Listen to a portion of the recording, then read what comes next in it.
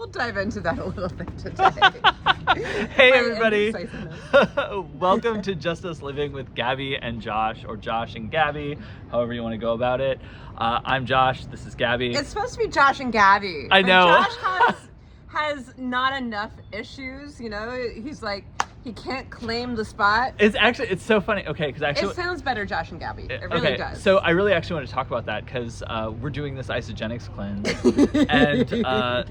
well, no, because Michael and I were talking. Okay, so here I have one of the isogenics items here that I'm going to be the Bia, which I will be. Mia loves the Bia. We were just talking about how my daughter Mia is addicted to the Bia, and they're very pricey. Yeah. So, do you mind? So don't get attached. Yeah, I'm not going to get attached. I'm not worried about it. So, okay, so we've been doing this since last Monday, right? This is today's Saturday. Mm-hmm. We're on day 6. Yeah, I'm on day 5 because I missed a day. You missed a day? For reasons. For reasons. Yeah, we can explain that too. I'm gonna speed mine up too. I'm doing a 9-day instead of an 11-day, which is what they used to do. Oh, so what does that mean? That means Monday and Tuesday I'll be cleansing. Because I don't want to be cleansing in Santa Fe. Well, you will be technically. Well, I might cut it off. It's your first time, you have to do everything perfectly. But me, I've done this before. Yeah. So when I get to Santa Fe, if I am Santa Fe. Santa Fe. Sounds like. If I'm incredibly hungry, I will eat something. If not, then a travel day is the perfect. I've done this before. Travel days are great for cleansing. Yeah. So okay. So here's my thing about it is that like, I've been running as well as doing this cleanse, and my husband was like, "Oh my God, you look so skinny," and I like looked at him and I was like, "Oh, do I really?" And I was like, then it hit me and I was like, you know, I remember in the midst of like my horrible drug habit that I had, like how skinny I was and how I still didn't see it as skinny. And I realized that that's a psychological disorder. It is. I'm still dealing with it too. When I came back, I went into a terrible depression and I stopped eating. Yeah. Mia called it the Clementine diet. And I really... Oh my God, clementines are so good though. They are. That's all I did. I did the shakes. This is actually pretty tasty. Isn't it great? Yeah. It's really good. Botanicals and adaptogens and I was nice expecting, kick of caffeine. I was expecting, like, it's almost like, okay, obviously it has no alcohol in it, but it kind of reminds me of like what a hard lemonade tastes like. Mm-hmm. Yeah. Yeah, the other one, the mango is called the mimosa mango. So they do go for the whole mocktail type feeling. And if you think tells you about the clientele. If you think of it more as a mocktail than your afternoon coffee, then maybe you won't mind the $4 because cocktails here now 15? are 20. Oh, are they really? 20. Jesus Christ. 22 some places. It's ridiculous. I can't afford to drink. Thank God my alcoholism kicked in before now. Who can afford that shit? Exactly. So yeah, I was like, that's something that I'm realizing. Like, and don't get me wrong, I'm not unhealthy. Like, I understand that. Like, I go running. I basically go running 3 times a week. I generally take walks 2 times a week. I have 2 days of rest. One of the things that came up to me in my morning pages this morning was that I need to and you're gonna love this because you're gonna say how right you are. And I feel like Michael is the same way, in all positive ways. Like, this isn't negative at all, but like, it's like, not stop learning because I like learning, but start practicing.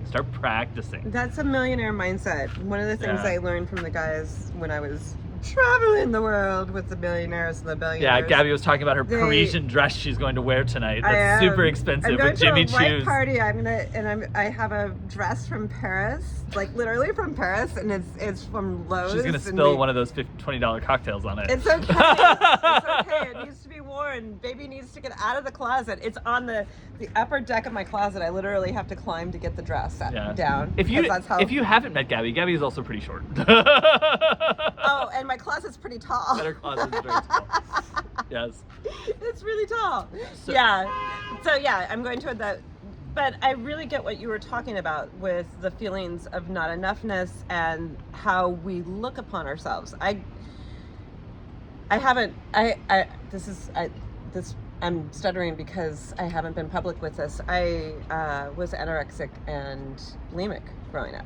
And how does okay? So I'm gonna make a little funny about this, and Okay. just to lighten the mood a little bit. And I understand how serious it is. Trust me, as somebody who has his own body issues. But how do you do that? Do you like just jump from one to the other? Yeah, actually, Like- you do. It's all control issues. Oh, And sometimes, and when I would make a choice sometimes to go eat a whole thing of ice cream right there at Target where I bought it, and right there at Target I would go and purge the whole thing of ice cream. was it like And what kind of ice sometimes- cream? Were we talking about like Ben and Jerry's? Was it Ben and Jerry's? I don't remember. If it's Ben and Jerry's, I I understand. remember who I did it with. I had a friend that was also going through that at the time. that's- And so Buffy and I would go to the Target bathroom and purge our ice cream. I literally just pictured you and Sarah Michelle Gellar going Buffy. into. that was a part of season 1 we The didn't toilet see. slayer. That was part of season 1 we didn't see. Yeah, I Uh, know. That was my season 1.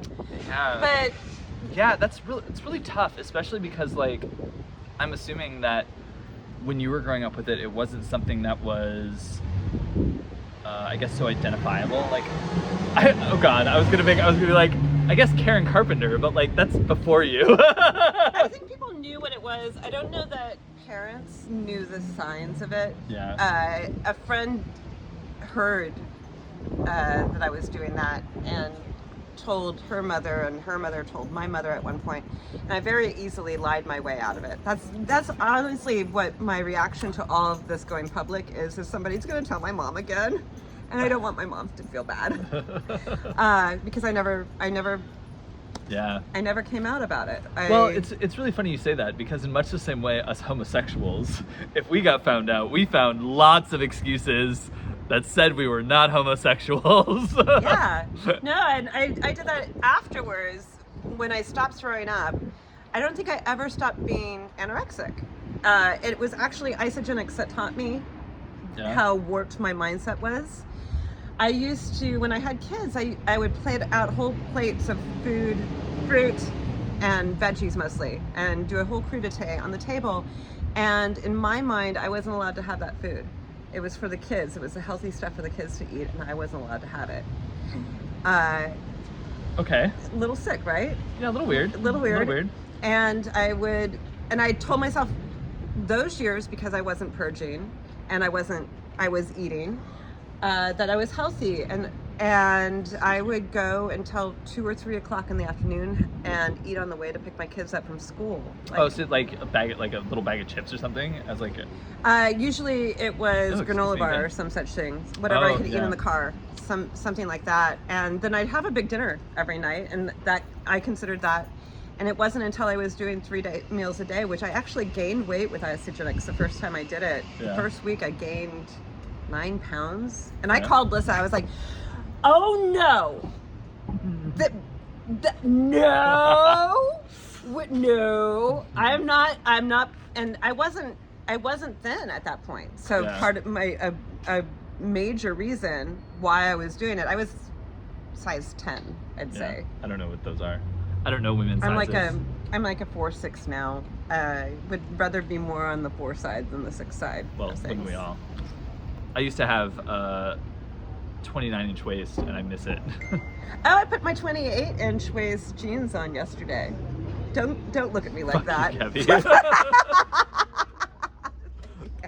Well, what's always funny is that Josh, like you look I great. always have this Can back. I of- just say, wait, and hear me without any like of the Joshness. You look great. You look fucking awesome, and I don't think that we should be obsessing. That's what I'm Yeah, but- really getting to with all of this. Yeah, but I is- don't think we're obsessing as we're talking about it. It's a very different like. It would Well, be different. I obsess. I do obsess agree. over my weight. Oh, and I you agree. do too. I agree, but I think it's a very different having a medium that we're like sharing with other people. If it was like you and I sitting at a table and doing this, I would feel a little more awkward. Because we don't really like, we'll have conversations about like, oh, I feel this way, but we don't talk about it like this. We don't go into it like, I know this stuff about you because we've talked, but it's not like a conversation. It's not an everyday conversation. I will not get on a scale. So one of the things that we're supposed to do with isogenics Oh my is God, we're I supposed to weigh ourselves and take all our measurements. I won't do it because Yeah. it's so addictive for me. I guess I have been obsessive all my life. I just obsess over different things now. Yeah. I once I start stepping on that scale, I have to go back to it and back All the to time, it yeah. and back to it. And if it's not going down, oh my God, I will start starving myself. Well, and we talked about, Julia Cameron has a book, which is like, not Write Yourself Right, but it's a dietary thing. And we actually talked about it. Yeah, we talked about this because I did it, and I liked a lot of the stuff that she had on there, but I also got that, like, it's making note of what you're eating, but for you, like, and it's good for some people. I think it's great because then you understand how many Doritos you're eating, like when you put down Doritos, like a handful of Doritos or a bag of Doritos. Oh, I can think about it now, and it would just become such a I would just get so attached. You would want there to be nothing on the page. You would want nothing to do, and I get that. I get some people are like that, and that's and that's something you work with. Yeah, and that's something you have to kind of work through. It's the same thing with like counting, I think, for you. It's the same because we were talking, another one of Julia Cameron's tools, which she does both in The Artist's Way and in The Prosperous Heart, is she utilizes counting as a way to basically count yourself abundant, or count yourself prosperous, and you take note of money in and out and in and out. And funnily enough, like this comes to you in that same kind of way because you she's a hoarder. You're a miser? I'm a miser. You're a miser. I'm a miser. I'll get stingier and stingier, which is exactly what I do with food. And we talked. Did I ever acknowledge that I had been anorexic growing up? I don't know if you ever acknowledged it. I think you mentioned that you had an eating disorder, and yeah, I think you mentioned, and maybe anorexic, but yeah, it's not. It's tough. It's tough because like when news like this breaks, as it were, it's something that always seems to start coming up all over the place, and it's so annoying. It's like when you one of the interesting things about being gay, and a lot of people probably know this, especially if they grew up in my generation, is like once you come out, you're not just coming out, you're always coming out from that, like you're always I came out to my grandparents in West Virginia as kind of an aside. Like my uncle, like I had come out, and I guess I'd been posting stuff, and when I talked to my uncle, he was like, "They know, you don't need to say that." But I have not physically. I saw them twice since then, and now I'm like married. I have like, a husband and all this kind of stuff, and it's like, yeah, it's tough. It's like tough to like, okay, well, when we finally do make our way down there, like how awkward is it going to be? Like how much is religion going to come up in conversation? Like I'm still coming out, and it's like, your 2023 sex life and your relationships are very personal, private matters. Well, it is. I mean, married is I'm married. Yeah. I'm wearing the ring or whatever it is. So I get that, but your sex life and who you choose to have sex with and what your sexual preferences are, that's private, and one shouldn't have to discuss that with everybody. Yeah. I remember when I miscarried in between Devin and Mia and Caitlin and Sienna. I had a miscarriage, and it was this very private thing that I was going through. I didn't know this. This is new information. Yeah. And I think this is a very universal thing for women that have miscarried, and a lot of us do, is that it is a very, you grieve. There's a loss. And for me, it was over the 3-month mark where you tell people about being pregnant. It was at 4 months, so it was a little later in the pregnancy, and we thought everything was a-okay, and I went to the doctor, and there was no heartbeat. Not only that, but you have to schedule a D&C because I have these 2 kids at home, and it's I don't know that you call it an abortion if the baby's dead, but it's the same thing as an abortion. You schedule to get it cleaned out. I know. Well, and it's being gay, it's personal, it's private, it's a choice that I'm making that I don't want to discuss with God and everybody. Yeah. And you have to. Yeah. Because I've told everybody in the world that I'm pregnant, and now I have to tell them that I'm not. Yeah. It's very desensitizing too. Yeah. Have you ever found that? That it takes some of the like, I can't experience my loss because I have to tell you about it over and over and over again. Well, no, because there was a big difference when I was coming out. There was a fear behind it, like, because you were already out, but not everybody like knows, or like, and every time you say like, well, I'm gay, it's one of those things where you're kind of waiting for someone to punch you. And granted, this is like, that's where the fear comes in. There's not well, it's where I grew up. It's like, I understand. And like, don't get me wrong, like I had a great experience, like overall. Doesn't mean like I had a great experience, like I never had any major issues or anything like that. But that doesn't mean the fear wasn't still there. Like, it's not like I don't know where I came from. So yeah, it was it's different. It's very different. And you think it's still that way? Well, that part of the world? Well, or are we slowly getting there? No, I don't. Like, okay. Like, I feel like some of the newer generations are more open and accepting to it, but there's still such a religious negativity that surrounds it that that makes it really hard for people to accept. And that's not to say, like I said, I had a great experience. I had a great family. You did not have a great experience. You do have I met your family. They are awesome. Yeah. I'll give you that. But if every time that you are, well, and a heterosexual doesn't have to go around in the world and say, hey, I'm heterosexual. They don't have to fear being punched for it. Yeah. That's just yuck. Oh, I agree. I just also am bleeding. Oh, damn it. I was, which had nothing to do with me being a homosexual. Just saying. I punched him. No, I mean, but still, you also have to understand, it was as great as it could be. My husband, his growing up experience was kind of the same. He was assaulted by 12 to 14 individuals when he was a teenager, and he wasn't even technically out yet. He was starting to come out to people, but that happened at school here in New Jersey. And do I think I think things like that happen less here now, because there's a lot of laws and there's a lot of history that is being taught and a lot of things that change. But then there's places like the Midwest, and there's places like Appalachia, which don't have the same laws in place and don't have the same care for people as individuals, versus creating that dissonance among people. And that's there are still laws on the books. I was discussing this recently. In Colorado, there was a law on the books that the sodomy was illegal, that you could not do that in the town.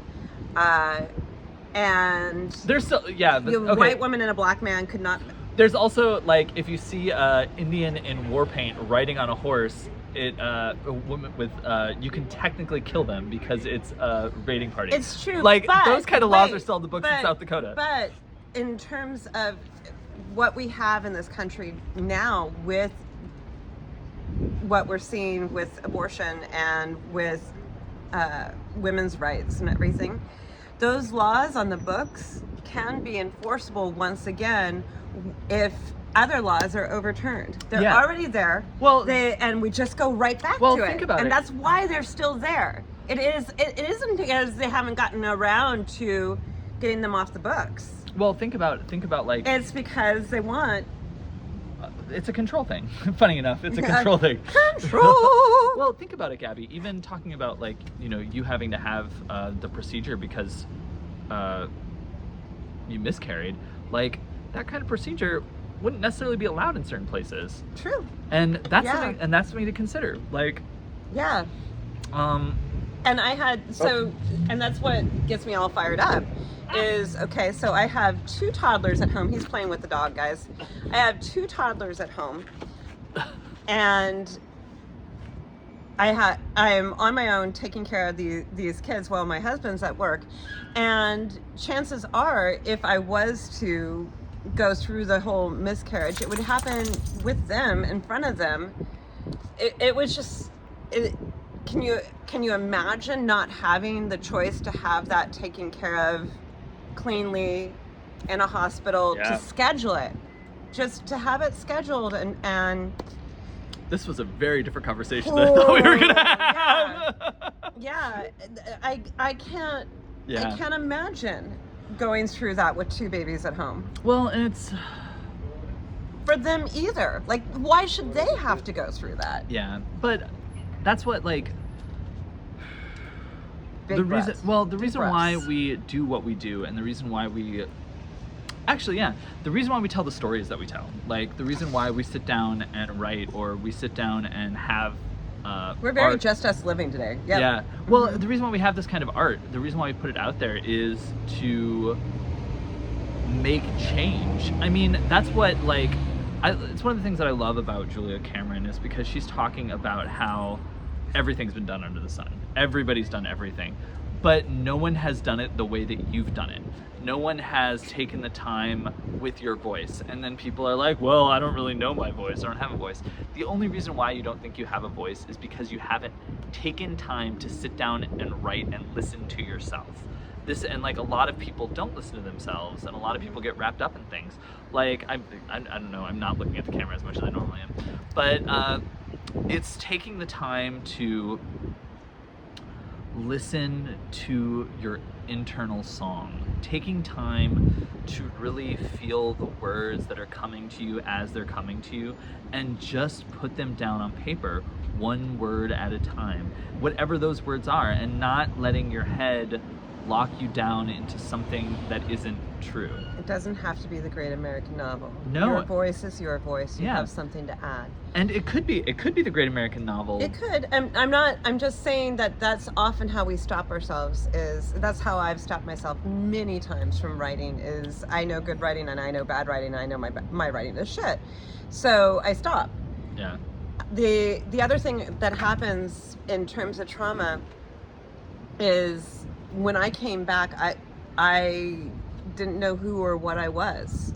So sometimes, even when you don't have the voice, it is the writing that can get you through. And it's really hard, I have to say, because what happens with your trauma, your lizard brain, is everything comes to that frontal lobe, your lizard brain, and you're so hypersensitive and hyper aware of the world around you, and you're so into looking for a threat that your creative brain goes pea-size. It just shrinks because the other one is overactive. So what had always been as natural as breathing to me was writing, and when I came back, it wasn't natural anymore. And I was so judgmental because it was so hard. It was excruciatingly painful. And it was the salvation too. Yeah. Josh got me to do Artist's Way, and bit by bit, and not judging it. Going from that Julia Cameron, I've always judged myself to be a horrible writer, so I'm not going to produce.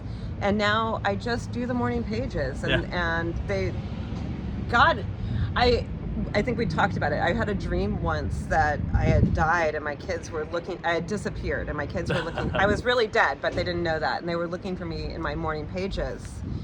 And I was like, oh my God, I woke up that morning, I'm like, kids, if I disappear or die, burn them. Don't look there. Oh my gosh. My husband accidentally saw my morning pages the other day because my notebook was open.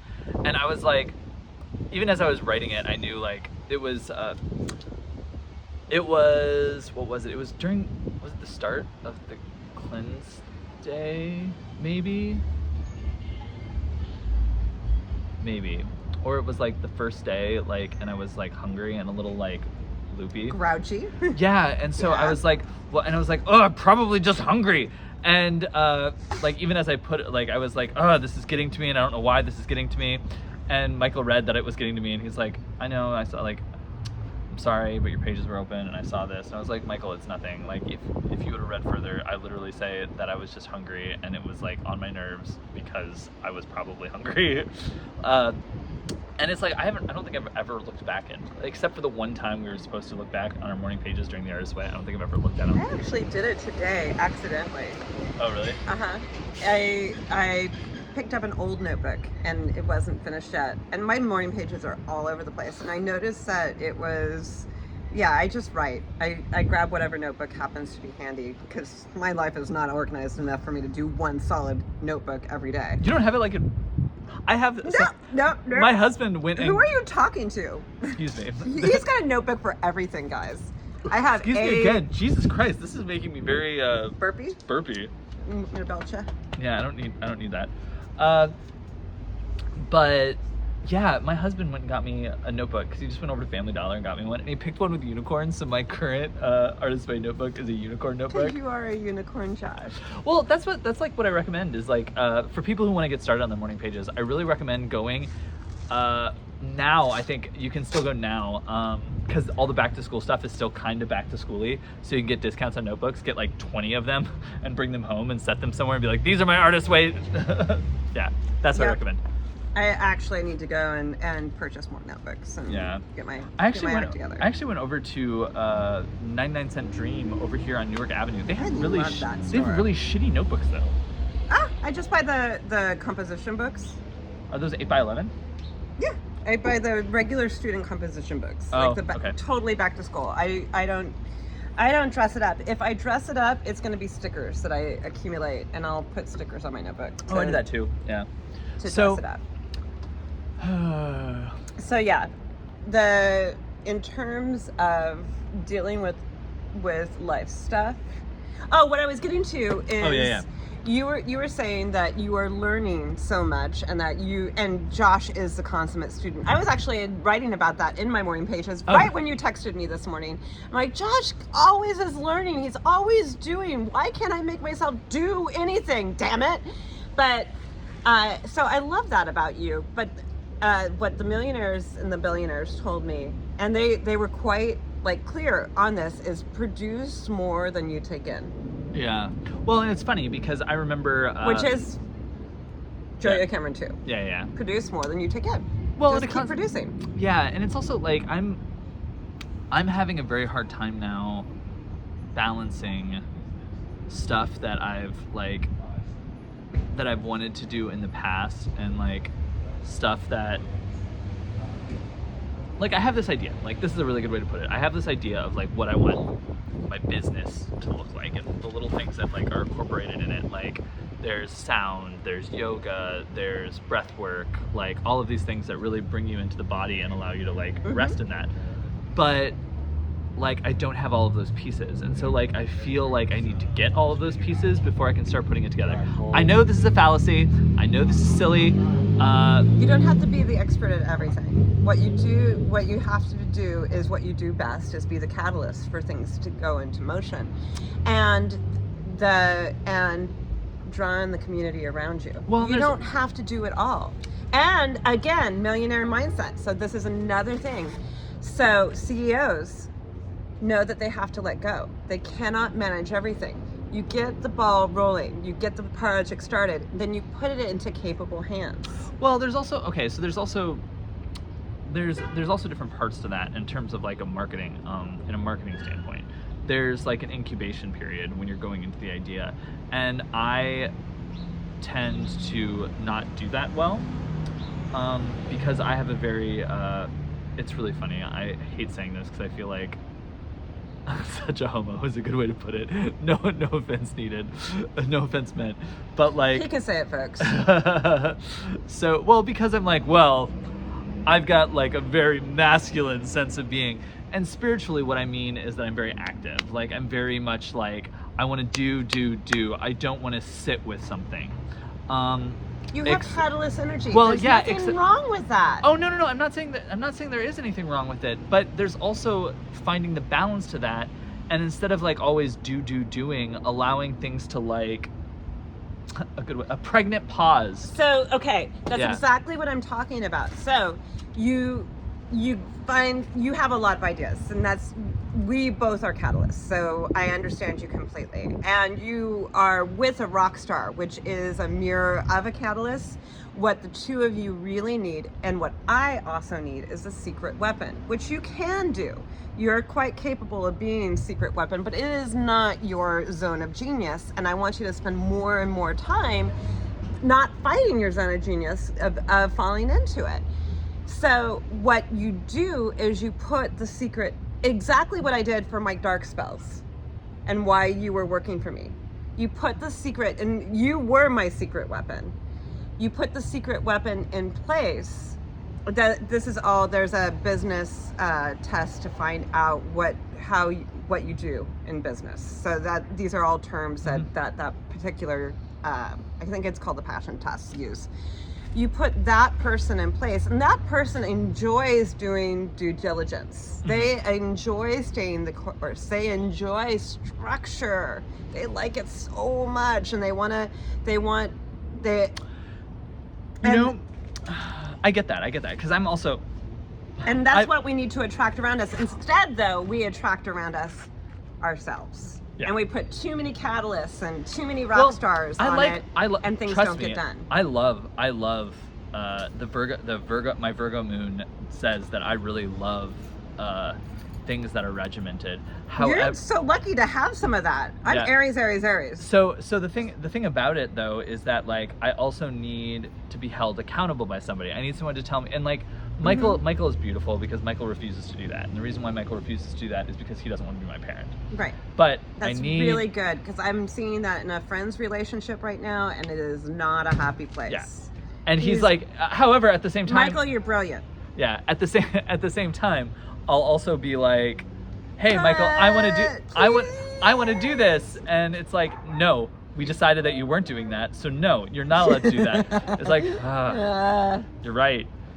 Doesn't mean I can't get started on the sly. And by sly, I mean I just can't do it fully until... It's okay. I'll mention it, because it's actually something, like, it's a project that I'm... So I have, last October was the first time that Michael and I did Chakras and Shadows, which was a 21-day program, right? We went over like shadow work, so each day there was like a shadow writing post that they would do. I actually brought in a lot of Julia Cameron stuff, from like daily walks to morning pages and the artist dates, like over the 3 weeks, and every 3 days there was a new chakra, so we ended up doing 21 days. Well, I want to, like, I've had this idea to expand it into chakras, shadows, and archetypes, and I feel like it's either going to be 7 weeks or 7 months. So it'd be interesting to put archetypes with your chakra.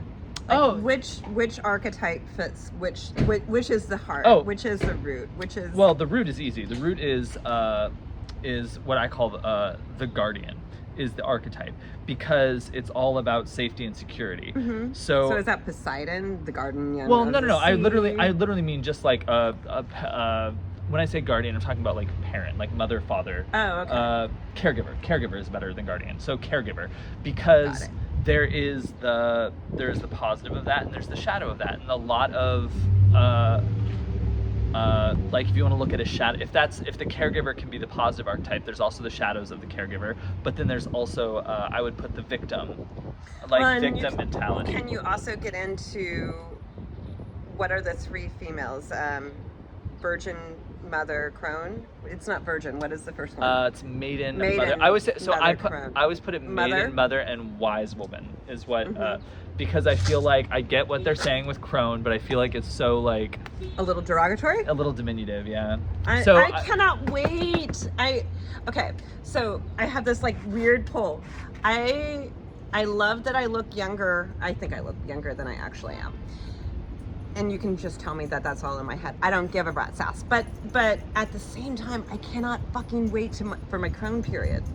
I want to be that out there. Gabby's gonna live white-haired. I'm never gonna have white hair, but that maybe I'll dye it white. You would dye your hair platinum. Platinum and with the crazy and the jewelry and like the what. And where you still have exactly the same dresses, but you've worn them for the last 10 years. Like, so they're like in tatters, but they're... I bought this in Paris. Look at my Jimmy Choos. She's gonna start it tonight, ladies. I didn't know that. I didn't want to be who's the woman in Miss Haversham. Yeah, I wasn't thinking Miss Haversham. That's some great expectations. My wedding dress, and I am going to a white. Yeah. In the white wedding dress. So I'm still waiting. Still waiting. Gabby, you already got married once. You did that. I've been engaged like 20 times too. Yeah. So yeah, there's a lot of like, I'm very passionate about this. Like, I love the idea of doing the shadow work and doing the deep dive, like, with one-on-ones. Okay, and how many days is this one gonna be? Well, that's what I said.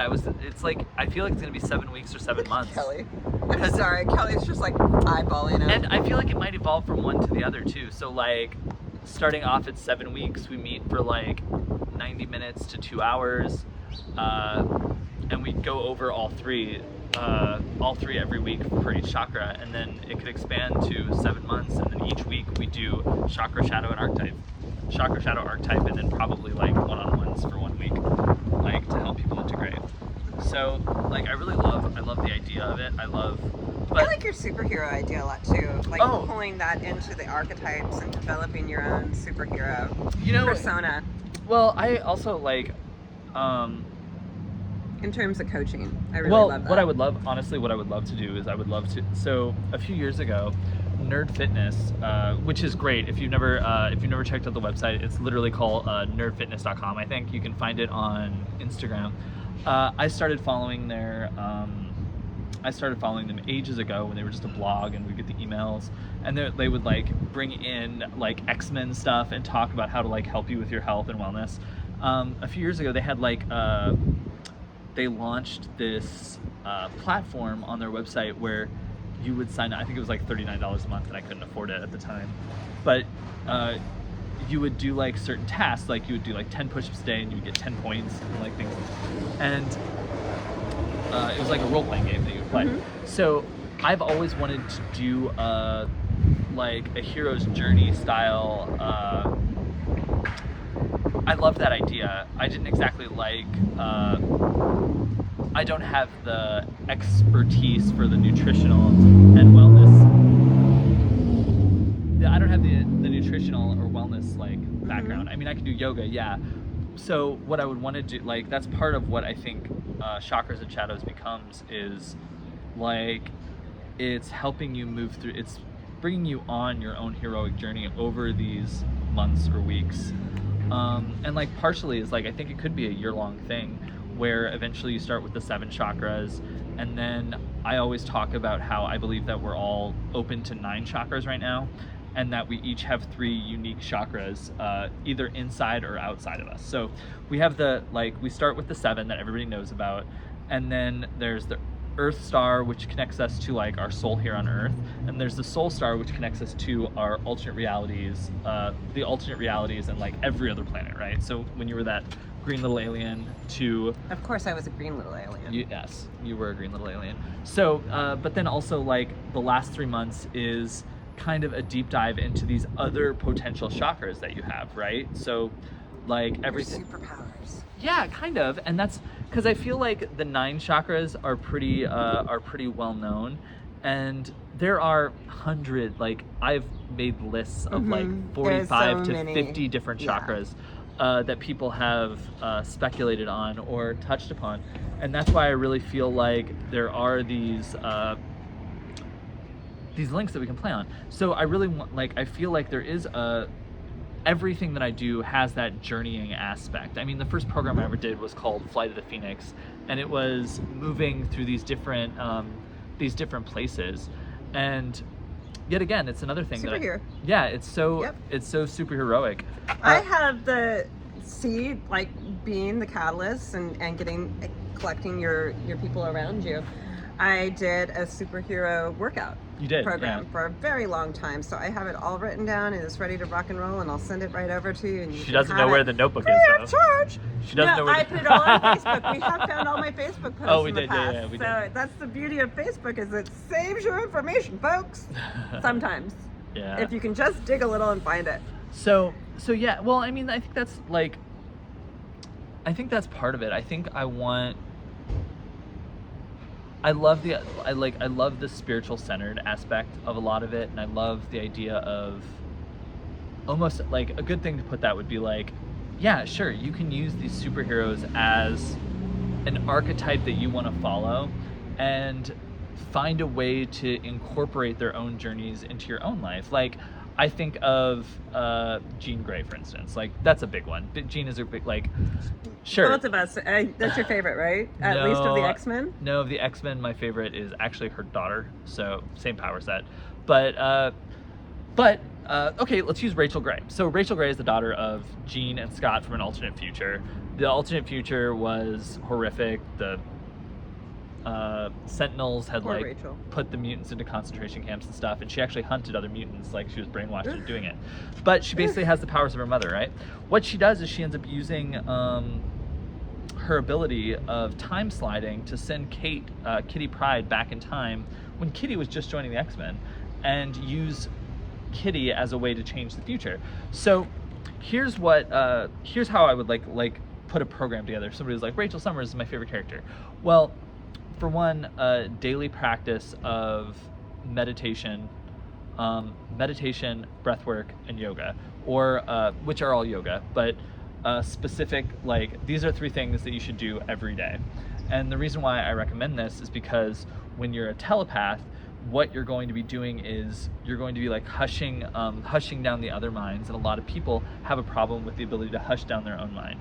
A way to help concentrate and do that is through breath work and through meditation, as well as the yoga is going to help, bring that connection with your body and also keep you healthy. In Jivamukti, the entire time that you're doing yoga, that you spend doing the physical exercises, is to get you to the meditation at the end. Yeah. So all the body work and all the breath work and everything that you do for the first 50 minutes of class is to get you to quiet the brain enough to get to stillness for the last 5 to 15. But then there's the second part where, and this would be like one-on-one stuff that I would be working with people. The second part would be the time traveling aspect, which is amazing, because what you do is you look at your life and you create this timeline, which is actually something that Julia... Oh, you can Julia Cameron it. Yeah. It's exactly what I was just thinking. She asks you to go back and time travel quite a bit in Artist Way. So it's basically what you're doing is you're looking at your timeline and you're starting to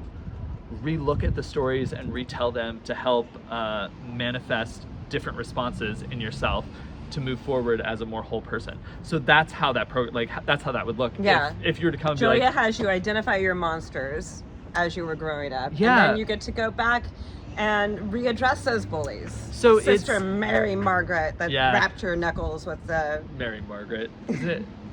Okay. Sister Mary... Mary Catherine? Mary Kate? Mary Clarence. Mary Clarence? From Sister Act, yeah. Sister Mary Clarence, is that right? I don't know. Yeah. You know so much more. Yeah, but that's the kind of programs that I want to do. Like, okay, this is taking what you want and what you find.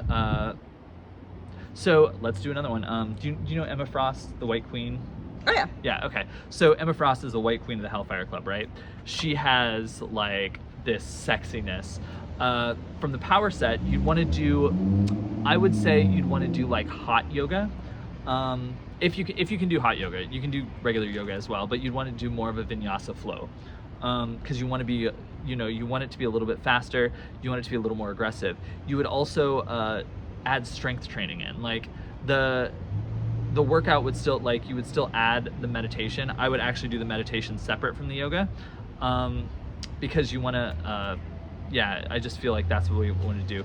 There's also a sense of looking your best and finding ways that you feel the best in your body. So no matter what your body type is, taking time to go through your wardrobe and get rid of things that you just have. Like, I have so many clothes that we just have. I don't.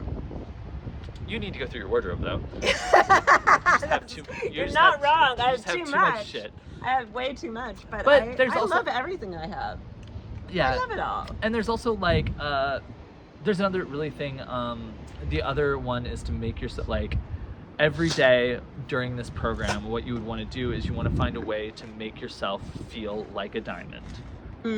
Because that's one of the things that the White Queen can do, is like the strength training is important because it's like making your outside as strong as your inside, which is what the meditation Hard would also. Exterior. Yeah, but also you can cut through anything. Yeah, but also make yourself, like I said, make yourself feel precious. Make yourself precious and shiny on the inside. Yeah. So that's the kind I get of it. It's actually really funny. I get it. I've never thought of that before. I like the aspect of finding your own superhero though. I do. I love that. I love that. Own voice. Yeah, and at one point you had described to me that you would start the program off as visualizing who that superhero would be, and I love that you were incorporating like how would they dress, how would they show up, how did they speak, and working on your articulation and your presence and your physical well-being to become how do they perform, and becoming stepping into those shoes of the superhero. You know what really comes through? So when I vision board, I generally have a printer because I vision board like. Who has many? Like I have vision boards his own shit, dude. I mean, I do. It does. So basically, what I like to do is I like to I use comic books because I really relate like a lot to comic books. So what I will do, his own comic books. Also my own comic books, yes. But not only, I had Power Rangers on there and stuff. So basically, what you could do for that is like, which Power Ranger are you? Which Power am I? Kimberly, the Pink Ranger. I knew it. And down. Actually, if you really want to know, I'm Kimberly as the Ranger Slayer, which you don't understand because you don't read the comic books. I did not do Power Rangers. I know Go Power Rangers. Which is my ringtone every time my husband texts me. So which one is he? He's probably Tommy. Which one am I? Actually, I would say you're the other Pink Ranger. You'd be like Catherine. Oh, we're twinsies. Well, because she comes in later. I don't think she gets as much credit as Kimberly does, but she's like super cool. I loved her because she started out as a cat. She started out as like a villain, and she was a cat. Of course I was. She was like an actual cat. Of course I was. My ex told me I was a cat. I'm like, I'm a dog. I'm very loyal. Told me I was a cat. I believe you were a cat. Yeah, I see it. What? Yeah. Damn it. I see you like laying out in the sun. And then other like, stretching out in the sun. You were talking about the white frost, and I've been defined as the White Queen in Narnia. That was my alter ego by another boyfriend growing up. And I'm like, that's just not cool. There's nothing White Queeny about me. Well, so what I was saying is except when I wear the dress tonight and great shoes. What I was thinking of, then I'll be a white in queen. terms of like finding your costume, is like almost vision boarding it with like Canva, and like finding costumes you like and doing things like that, or even drawing it on I've used a tablet before to connect with like the tablet that I don't have it today, but I can use my iPencil on it, and you can put the costume on there and then add elements and do things like that. Like I love the idea of Kelly's so happy right now. Yeah, I feel like you can really bring people on a hero's journey and let them find that superhero identity. And like I think the chakras, shadows, and archetypes is a way to start that, and like because it's a transformational. Yeah, I like it. Yeah, I like the whole idea. It's funny that I spent like 20 minutes talking about this. Yeah, it's okay. Something much lighter than the earlier topics. Yeah. So hero's journey, folks. So Gabby is going to be going to Santa Fe. I'm so excited. And my husband and I are taking over her classes. Well, 2 of her classes. 3 technically, because 2 Tuesdays. And 2 Tuesdays. Which we're super happy about because Michael was so cute on Wednesday so I have a Wednesday chair yoga class that I have at 2 different of the senior centers, and Michael was texting me after I called him, and he's like, I'm gonna be on that train station with you on Thursday, and I was like, yeah, you are. And then he like texted me on the second one. He's like, I'm gonna be on this train station with you on Tuesday. I was like, yeah, we're still trying to figure out if I'm gonna go straight to work afterwards, because it's from 10:30 to 11:30, and I work at 2. But like by the time I get home, it's basically long enough for me to turn around. So who knows? Yep. So I'm going to Santa Fe, and I'm gonna go meet Julia Cameron. Yes. I'm taking I'm doing the writing retreat, but there's an actual intensive day with Julia Cameron. Yeah, I'm a little. I'm super jealous about that. I know, actually, because the virtual doesn't add. You weren't allowed to do the intensive. Yeah. Do you want me to bring my phone and kind of like sneak you in? No, don't do that. I do want to hear about it though. Like.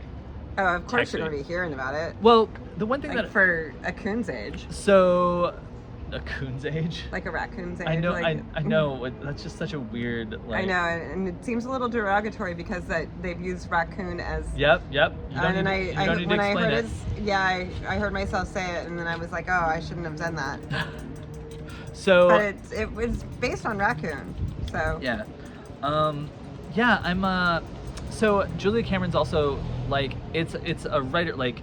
I think Anne Lamont is the one who actually sets it up, right? Julia Cameron's just a speaker in one of them. And she speaks on Sunday.